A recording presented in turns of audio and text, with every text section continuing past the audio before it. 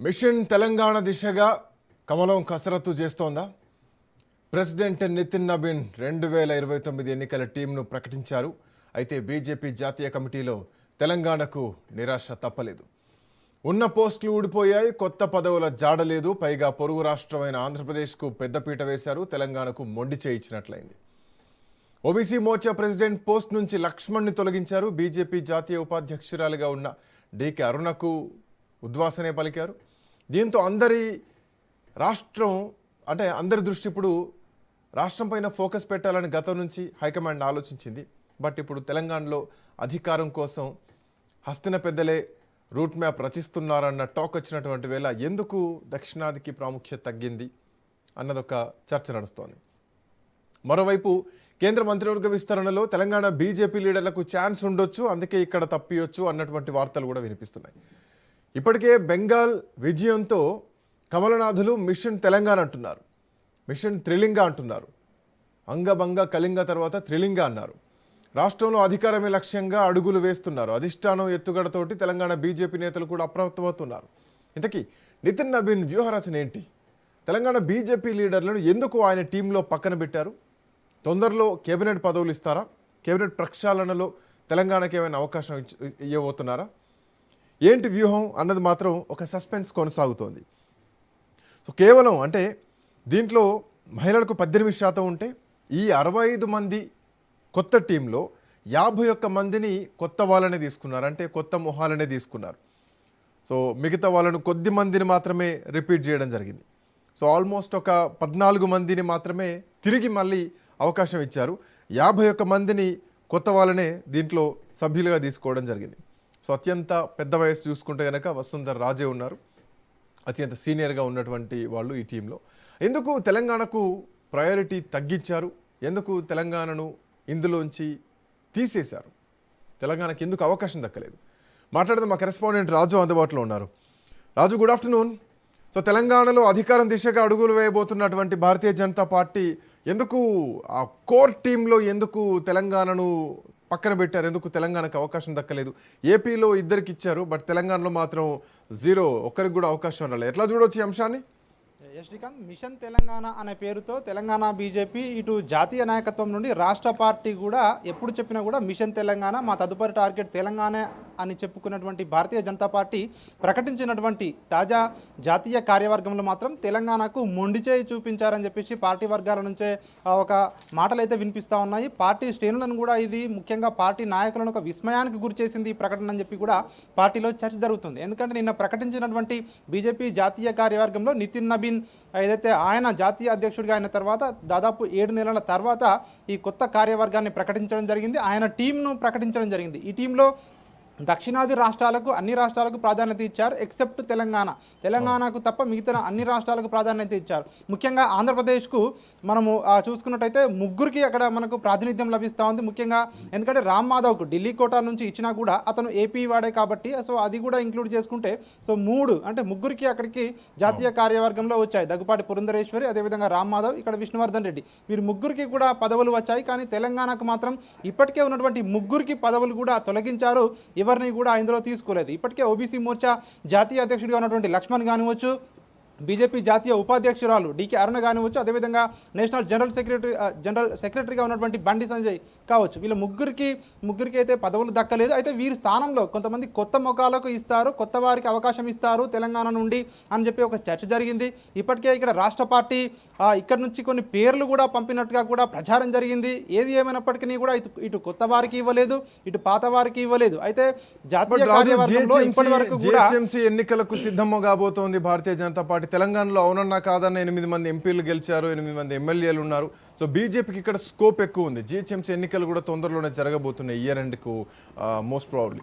So ఇట్లాంటి టైంలో ఎందుకు తెలంగాణ నుంచి అవకాశం లేకపోవడానికి గల కారణాలను ఎట్లా చూడొచ్చు? ఎందుకంటే పశ్చిమ బెంగాల్ తర్వాత మా నెక్స్ట్ టార్గెట్ తెలంగాణ అన్నారు.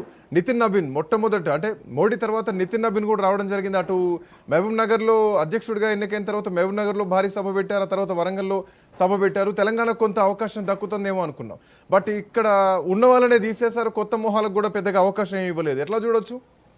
ముఖ్యంగా మనం చెప్పుకున్నట్టయితే ఇటు ప్రధానమంత్రి నరేంద్ర మోడీ నుంచి జాతీయ అధ్యక్షుడు నితిన్ నబీన్ కానివచ్చు, కేంద్ర మంత్రులు కానివచ్చు, తెలంగాణ పర్యటనకు ఎప్పుడు వచ్చినా కూడా బెంగాల్ లాంటి రాష్ట్రంలోనే అధికారంలోకి వచ్చాము. సో తెలంగాణలో ఖచ్చితంగా మేము అధికారంలోకి వస్తాము. అదీ కాక దక్షిణ భారతదేశానికి గేట్ వే ఆఫ్ సౌత్ ఇండియాగా తెలంగాణ ఉంటుందని చెప్పేసి కూడా పదే పదే బీజేపీ నాయకులు, జాతీయ నాయకులు అభివర్ణిస్తుంటారు. అదేవిధంగా ఇట్లా జాతీయ కార్యవర్గంలో ముఖ్యంగా ఈ పదాధికారుల అంశానికి సంబంధించి నియామకంలో తెలంగాణ బీజేపీ చరిత్రలో ఒక్కరి పేరు కూడా లేకపోవడం ఇదే మొదటిసారి అని చెప్పేసి కూడా మనకు బీజేపీ వర్గాల నుండి తెలుస్తూ ఉంది. అంటే ఎప్పుడు కూడా కనీసం ఒకరు ఇద్దరు కూడా జాతీయ స్థాయిలో పార్టీలో ఇంపార్టెంట్ అయినటువంటి పదవుల్లో ఉండేవారు. కానీ ఈసారి ఒక్క పేరు కూడా దక్కకపోవడం, ముఖ్యంగా మొండి చేయి చూపించడం రాష్ట్ర నాయకులకు, ముఖ్యంగా ఇటు ఏపీతో కంపేర్ చేసుకుంటే ఏపీ కంటే తెలంగాణ ఇటు ఓట్ షేరింగ్లో కానివచ్చు, ఎంపీల సీట్ల విషయంలో కానివచ్చు, కేడర్ల విషయంలో కానివచ్చు, సో ఏ విషయంలో తీసుకున్నా కూడా ఏపీ కంటే తెలంగాణ బలంగానే ఉంటుంది. కానీ అక్కడ కూటమిలో బీజేపీ అధికారంలో ఉంది. సో అది సెకండరీ. కానీ పార్టీ బలాల చూసుకున్నట్టయితే తెలంగాణలో చాలా బలం ఎక్కువగా ఉంటుంది అని చెప్పేసి చెప్పుకుంటున్నటువంటి ఆ బీజేపీ పార్టీకి మరి ఎందుకు మొండి చేయి చూపించారు అన్నటువంటి ఒక నిన్న ప్రకటించినటువంటి ప్రకటన ద్వారా అయితే విస్మయానికి గురవుతున్నారు బీజేపీ నాయకులే. సో ఏం చేయాలో, క్యాడర్కి ఏం చెప్పుకోవాలి, సో ఏ విధంగా ముందుకు వెళ్ళాలి, దీన్ని ఎట్లా రిసీవ్ చేసుకోవాలన్నటువంటి అంశానికి దీన్ని ఏమన్నా సంబంధించి ఎన్నికలకు లింక్ చేయొచ్చా? ఎందుకంటే ఇప్పట్లో ఎన్నికలు లేవు. జిహెచ్ఎంసీ ఎన్నికలు మినహాయిస్తే 2029 వరకు తెలంగాణలో ఎన్నికలు లేవు. గతంలో మనం జూబ్లీహిల్స్ ఎన్నికల టైంలో కూడా చూసాం. వాళ్ళు పూర్తి కాన్సన్ట్రేషన్ బీహార్ పైన పెట్టారు. ఆ తర్వాత పశ్చిమ బెంగాల్ ఎన్నికల వైపే పెట్టారు. సో ఇప్పుడు కూడా అంటే వీళ్ళ కాన్సన్ట్రేషన్ యూపీ అటు సైడ్ ఉందనుకోవాలి. అందుకే తెలంగాణను ప్రస్తుతానికి తాత్కాలికంగా పక్కన పెట్టారనుకోవచ్చా? ఖచ్చితంగా. ఎందుకంటే మీరు అన్న దాంట్లో కూడా వాస్తవం మనకు కనిపిస్తూ ఉంది. ఆ జాబితా చూస్తే కూడా ప్రస్తుతానికైతే ఉత్తరప్రదేశ్ 2027లో ఉత్తరప్రదేశ్, పంజాబ్, ఉత్తరాఖండ్ లాంటి రాష్ట్రాల్లో ఎన్నికలు జరగబోతూ ఉన్నాయి. ఈ రాష్ట్రాల్లో ఎన్నికలు జరుగుతూ ఉన్నాయి. ప్రధానంగా ఉత్తరప్రదేశ్లో 80 ఎంపీ సీట్లు ఉంటాయి కానివచ్చు. ఆ రాష్ట్రానికి ఈ జాబితాలో పెద్దపీట వేయడం జరిగింది. నితిన్ నబీన్ కోర్ టీం ఏదైతే ఉందో వారికి ప్రాధాన్యత ఇచ్చిందని చెప్పేసి కూడా ఇక్కడ మనకు కనిపిస్తూ ఉంది. పాత వారికి కొంతమందికి మాత్రమే అవకాశం ఇచ్చి ఈసారి పూర్తిగా ప్రక్షాళన చేశారు. కొత్త వారికి ఇచ్చారు చాలా వరకు అని చెప్పేసి కూడా పార్టీ నుంచి చర్చ జరుగుతోంది. అయితే ప్రధానంగా తెలంగాణ నాయకులకు ఇందులో చోటు కల్పించకపోవడానికి రాష్ట్రంలో ఉన్నటువంటి నాయకుల మధ్య ఉన్నటువంటి విభేదాలు ఒక కారణం అని చెప్పేసి కూడా ఒకవైపు ఒక వాదన వినిపిస్తూ ఉంది. మరొక వైపు ఇటీవలే నాయకులందరూ కూడా డిన్నర్ పార్టీలు, అదేవిధంగా లంచ్ మీట్లు అని చెప్పేసి కూడా ఉన్న విభేదాలన్నీ పక్కకు పెట్టారు. పార్లమెంట్ సమావేశాలు జరుగుతున్న తరుణంలో కేంద్ర మంత్రులను కలిసి రాష్ట్రానికి రావాల్సినటువంటి ఏదైతే వివిధ వినతి పత్రాలు కూడా ఇవ్వడం జరిగింది నిధుల విషయంలో. సో అందరూ ఏకతాటిపైకి వచ్చారు. ఇక మంచి పదవులు రాబోతున్నాయి అన్న తరుణంలో సో ఈ విధంగా అధిష్టానం ఒక షాక్ గురి చేసిందని చెప్పేసి కూడా రాష్ట్ర నాయకులకు ఒక మాట్లాడుకుంటున్నటువంటి పరిస్థితి అయితే కనిపిస్తూ ఉంది. సో చూడాలి మరి జిహెచ్ఎంసీ ఎన్నికలు రాబోతూ ఉన్నాయి. సో దీన్ని ఏ విధంగా ప్రజల్లోకి తీసుకెళ్లబోతా ఉన్నారు. అయితే మంత్రివర్గ విస్తరణలో అవకాశం ఉంటుందా, అదే తెలంగాణ నేతలకు ఇస్తారు అన్నటువంటి చర్చ కూడా జరుగుతూ ఉంది. ఇందులో భాగంగానే అధిష్టానం వ్యూహంలో ఇది భాగమా, సో అధిష్టానం ఏం ఆలోచిస్తుంది తెలంగాణకు పట్ల అన్నటువంటి అంశం అయితే ఎవరికి కూడా అర్థం కానటువంటి పరిస్థితిలో ప్రస్తుతం రాష్ట్ర బీజేపీ నాయకులే ఉన్నారని చెప్పి మనం చెప్పొచ్చు. Srikanth, thank you Raju, thanks for joining. ఇదే అంశం పైన మాట్లాడదాం. బండారు రామ్మోహన్ రావు గారు కూడా మనతో పాటు జాయిన్ అయ్యారు. రామ్మోహన్ రావు గారు నమస్తే.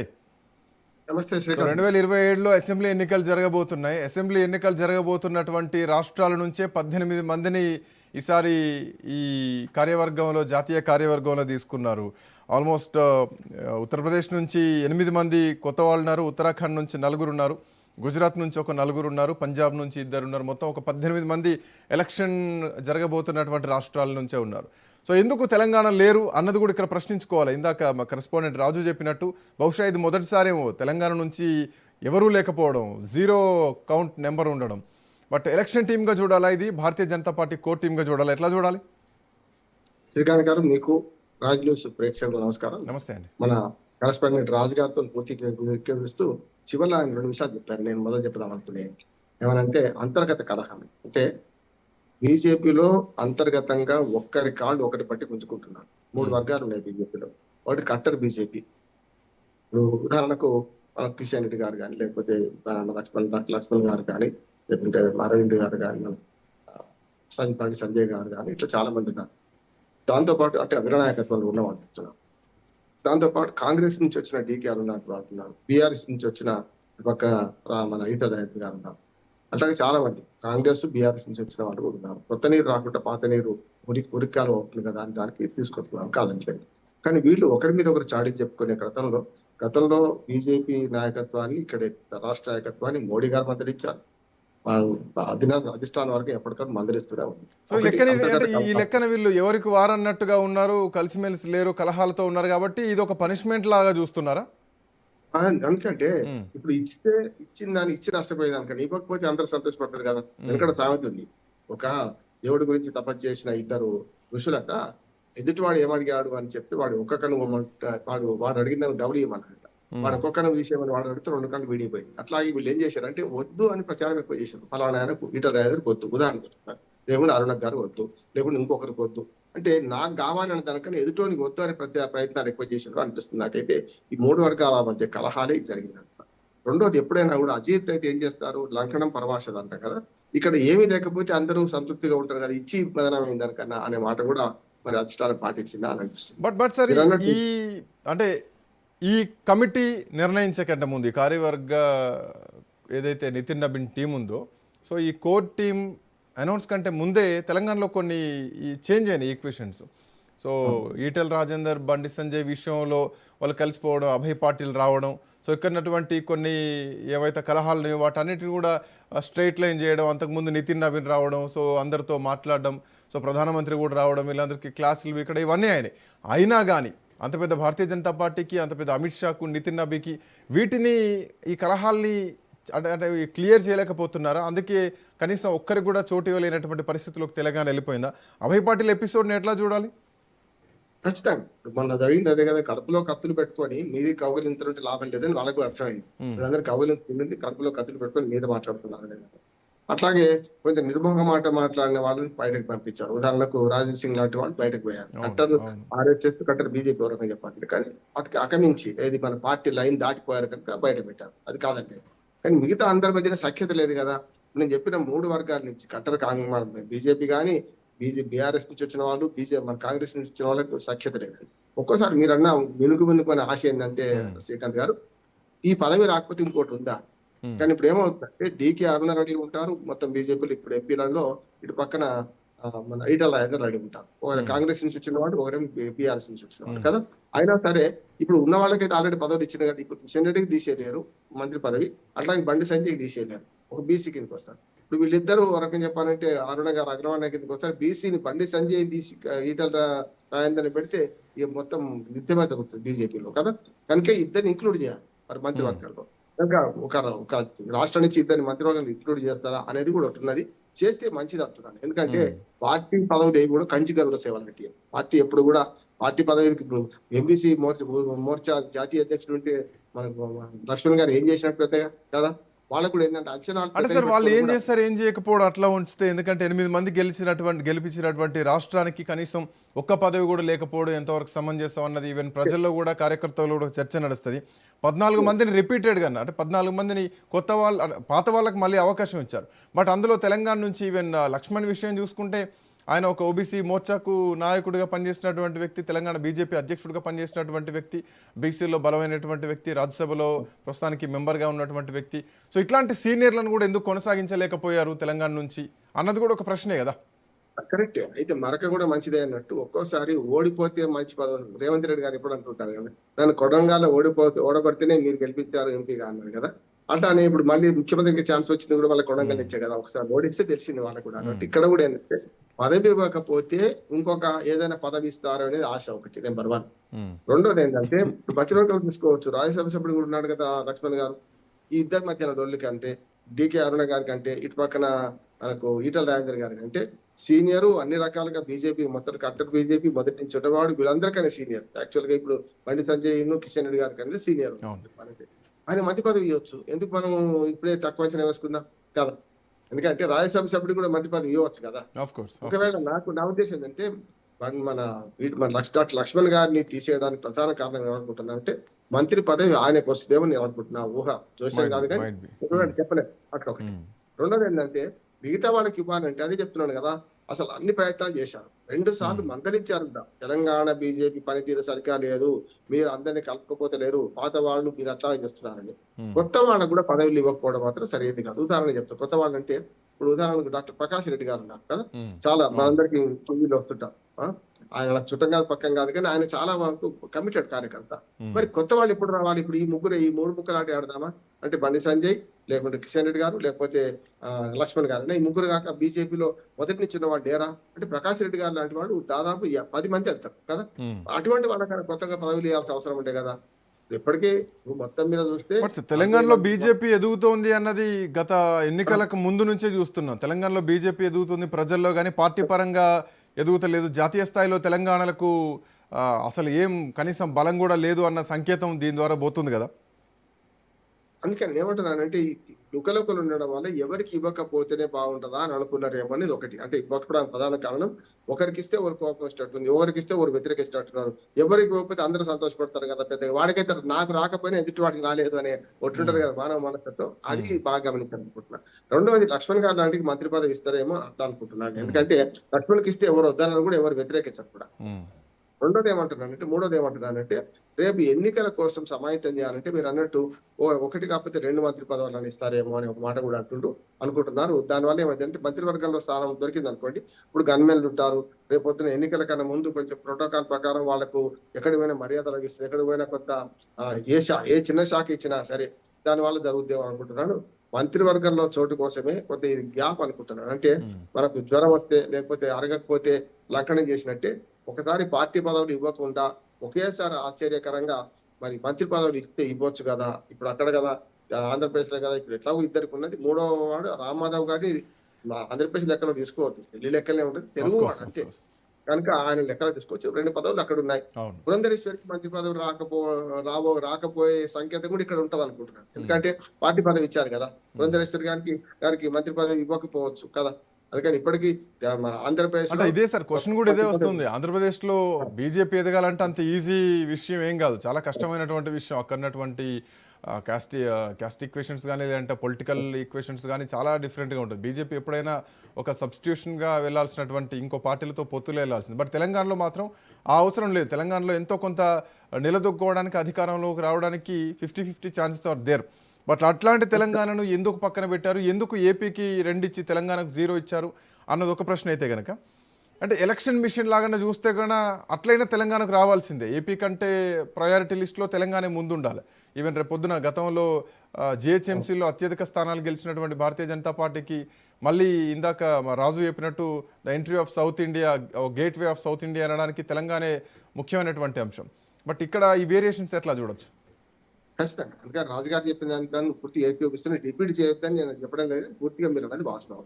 రెండోది ఏంటంటే ఇప్పుడు ధేర్ హై మగర్ అంధేర్ నహి అన్నట్టు ఇప్పుడు ఆలస్యమైంది, ఇవ్వకపోవడం జరిగింది. కానీ మంత్రి పదవులు వస్తాయని అనుకుంటున్నాను. ఇంకోటి మీరు అన్నట్టు బీజేపీ ఇప్పుడే ఉమ్మడి ఆంధ్రప్రదేశ్ లో కూడా కృష్ణరాజు గారు అప్పుడు గెలిచినా కూడా వాళ్ళందరూ తెలుగుదేశంతో పొత్తు ఉన్నప్పుడే గెలిచారు. ఏ పొత్తు లేకుండా తెలంగాణలో ఒకనాడు జంగారెడ్డి గారు వర్గాలు కదా, రాజేశ్వరరావు గారు వరంగల్ మేయర్ గారు అంటే డైరెక్ట్ ఎలక్షన్ గెలిచారు. అట్లా విద్యాసాగర్ రావు గారు ఎమ్మెల్యే గెలిచారు, ఎంపీ గెలిచిన సందర్భం చూసాం మనం కదా, గవర్నర్ గారు గెలిచారు. అట్లా చూసుకుంటే బండారు దత్తాత్రేయ గారు మొదటి నుంచి గెలుస్తున్నారు. ఇప్పుడు కిషన్ రెడ్డి గారు 2వ గెలవడం. ఇట్లా చూసుకుంటే మన తెలంగాణలో 8 సీట్లు పార్లమెంట్ సీట్లు అంటే సగం అసెంబ్లీ సీట్లు ఉన్నట్టే కదా లెక్కకైతే మనకు. అందుకని బీజేపీ తెలంగాణలో పొత్తు ఉండాలి. పొత్తు ఉంటే కొంచెం ఎదిగింది, పొత్తు లేకపోతే తగ్గింది. ఆ లెక్క ఎందుకు పొత్తు లేకపోయినా మొన్న అయితే ఎవరితో పొత్తు లేదు కదా. అంతకుముందు అంటే తెలుగుదేశం పొత్తు అంటే 2014లో 5 సీట్లు గెలుచుకుంది అసెంబ్లీ సీట్లు. అట్లాగే ఏ పొత్తు లేకపోతే 1 సీటు మిగిలిపోయింది 2019లో. కానీ మొన్న ఏ పొత్తు లేకుండా 8 పార్లమెంట్ సీట్లు, 8 అసెంబ్లీ సీట్లు గెలుచుకుంది కదా. కనుక తెలంగాణలో పూర్తిగా అంటే దక్షిణ భారతదేశంలో ఏమైనా ఒకే ఒక్క చిన్ని ఆశ ఉందంటే ఖచ్చితంగా తెలంగాణ. మీరు అన్నారు ఇంతకుముందు ఒకటి అందరూ బంగపోయింది ఇవాళ మనకు అంటే మీరు బీహార్ గెలవగానే ఆఫ్ఘాబాద్, వెస్ట్ బెంగాల్ అన్నారు కదా, అనేది వెంటనే గెలిచింది అక్కడ కూడా. అంటే సార్ ఇది ఎలక్షన్ మిషన్ అనడానికి కూడా అఫ్ కోర్స్ కొంత కనిపిస్తుంది స్కోప్. బట్ ఆ లెక్కను చూసుకుంటే కనుక 2027లో 7 రాష్ట్రాలకు ఎన్నికలు జరగబోతున్నాయి. దాంట్లో ఉత్తరప్రదేశ్ ఉంది, ఉత్తరాఖండ్ ఉంది, అట్ సేమ్ టైం గుజరాత్ ఉంది, పంజాబ్ ఉంది. ఈ 4 రాష్ట్రాలకు అభ్యర్థుల్ని కొత్త టీం మెంబర్స్ని 4 రాష్ట్రాల నుంచి నలుగురు ఇద్దరు చొప్పున తీసుకున్నారు. బట్ కమింగ్ టు గోవా నుంచి కానీ, మణిపూర్ నుంచి కానీ, హిమాచల్ ప్రదేశ్ నుంచి కానీ ఇక్కడ కూడా ఎవరిని పెట్టలేదు. తెలంగాణలో ఎట్లాగైతే పెట్టలేదో ఆయా ఎన్నికల రాష్ట్రాలు జరిగేటువంటి రాష్ట్రాల్లో కూడా ఎవరిని పెట్టలేదు. సో ఈ అంశాన్ని ఎట్లా చూడొచ్చు? అంటే గోవాది పెద్ద సమస్య కాదు. గోవాలో ఎప్పుడైనా బీజేపీకి మంచి పలుకు కూడా ఉంది. పార్టీ పదవులు ఉంటేనే గోవాలో పనిచేస్తారు ఏం లేదు, అక్కడ పనిచేస్తారు. ఇక మణిపూర్ మన పంజాబ్ మన హిమాచల్ ప్రదేశ్ చూసుకుంటే అక్కడ ఎన్నికలు 2027లో ఉన్నాడు. పార్టీ పదవులు ఇస్తేనే ఎన్నికల పనిచేయాలని ఏం లేదు కదా, కనుక మంత్రి పదవులు ఉన్నాయి అక్కడి నుంచి. కనుక ఆ రెండు చూస్తున్నాం మనం. మణిపూర్ అయితే ఈశాన్య భారతదేశంలో మొదటి నుంచి వాళ్ళ ఖాతాలో ఉంది. అసలు 7 సిస్టర్స్ పూర్తిగా వాళ్ళ బీజేపీ పరమైన, ఒకదాని పూర్తిగా కాంగ్రెస్ కుని బీజేపీ పరమైన, కాంగ్రెస్ లేకపోతే కమ్యూనిస్టులు ఉండేవాళ్ళు త్రిపుర కానీ అట్లాగే పశ్చిమ బెంగాల్ కానీ పక్కన ఉంది. కనుక ఇప్పుడు చూసేది ఏంటంటే ఇప్పుడు ఏదైతే నష్టపోయిందో తెలంగాణ, దానికి బదులుగా మంత్రి పదవులు వస్తాయని నేను అనుకుంటున్నాను. అందులో లేడీగా మనకు డికే అరుణ గారికి, జంట అయితేనేమో అయితే ఈటల రాజేందర్ గారు, ఎందుకంటే బలహీన వారికి తీసేయడం ఉండదు, ఎక్స్క్లూజివ్ ఉండదు, ఇంక్లూడింగ్ ఉంటుంది కానీ ఎక్స్క్లూజివ్ ఉండదు. లక్ష్మణ్ ఇద్దరు మగవాళ్ళలో ఇద్దరికి అవకాశం ఉంటుంది. ఒకవేళ కట్టర్ బీజేపీకి తలుచుకుంటే లక్ష్మణ్ కనిపిస్తాడు. లేదు కొత్త వాళ్ళు బయట పార్టీ నుంచి వచ్చిన వాళ్ళు ఇంక్లూడ్ చేసుకుంటే ఇన్వాల్వ్ చేసుకుంటే అనుకుంటే అటు డికే అరుణ గారికి ఇటు ఈటల రాజేందర్కి ఇస్తే లక్ష్మణ్ మన బండి సంజయ్ అభ్యంతరం పెట్టడానికి వీల్లేదు. ఎందుకంటే తన మంత్రి పదవి అట్లాగే ఉంచి ఈటల రాజేందర్కి ఇస్తే ఎవరు వద్దన్నారు. కాకపోతే ఒకటే ఊరిలో 2 కట్లు ఇమ్మడతాయా లేవా అనేది కూడా ఆలోచన చేస్తుండొచ్చు. కానీ తప్పని పరిస్థితులు, ఎందుకంటే తెలంగాణలో పెద్ద సామాజిక వర్గానికి ఇటుపక్క ఈటల రాజేందర్ ప్రాతినిధ్యం వహిస్తున్నాడు, ఇటుపక్క డికే అరుణ గారు కూడా ఒక అధికార మన సామాజిక వర్గానికి. తెలంగాణలో రెండో పార్టీ ఎక్కువది కనుక లేడీ 2 కోటాల కింద ఆమెకు వచ్చే అవకాశం ఉంది. కట్టర్ బీజేపీ కోటా కింద లక్ష్మణ్కి అవకాశం ఉంది. ఇటు పక్కన ముదిరాజ్ కోటా కింద, అంటే ఒక ప్రత్యేకమైన బీసీ కోటా కింద ఈటల రాజేందర్ ఉంది. అయితే ముగ్గురు కూడా ఇవ్వచ్చని నేను అనుకుంటున్నాను. చూద్దాం ఏం జరుగుతుందో. చూద్దాం sir. Thanks for joining. So తనకి బీజేపీ కొత్త టీంలో 65 మందిలో 51 మందికి కొత్త వాళ్లకు అవకాశం ఇచ్చారు నితిన్ నబీ. సో దీంట్లో తెలంగాణకు మాత్రం ఎవరికి అవకాశం దక్కలేదు. ఉన్న ముగ్గురికి పదవులు ఉద్వాసన పలికారు. సో కొత్త వాళ్లకు ఎవరికైనా ఉంటుందేమో అని ఆశపడితే మాత్రం తెలంగాణ నుంచి ఎవరికి అవకాశం దక్కలేదు. అయితే కేబినెట్ విస్తరణలో భాగంగా తెలంగాణ నుంచి ఇద్దరికి కేంద్ర కేబినెట్లో అవకాశం దక్కొచ్చు అన్నది కొంత తెలుస్తున్నటువంటి అంశం. బట్ చూడాలి ఎట్లాంటి పరిణామాలు ఉండబోతున్నాయో. That's all for now. Next updates continue అయితే కీప్ వాచింగ్ రాజ్ న్యూస్.